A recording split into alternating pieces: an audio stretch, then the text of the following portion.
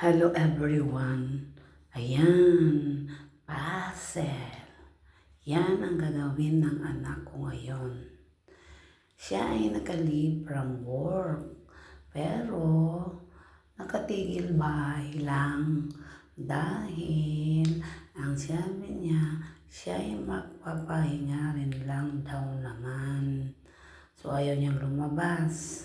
Nakatigil sa bahay at nasa kwarto mismo, di pwedeng madistorbo. Ayan, ang sipag niyang magbuo sa mga ganyan. Ang dami na nga niyang nabuong mga puzzle. Pero, ito lang yung nakatawag pansin sa akin. Siyempre dahil may ginagawa din naman akong iba.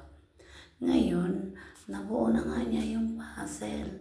2 araw siguro dahil hindi naman siya doon nakapokus at may iba rin ginagawa sa maghapon. Ayan, sa sobrang excited ko, nagalaw ko yung kanyang puzzle. Iniangat ko pag naman ng bigla at ayun, sumabog siya. So to the rescue ang kanyang asawa. Counting part lang din naman. Kaya ayan, buo na siya talaga. Thank you for watching everyone.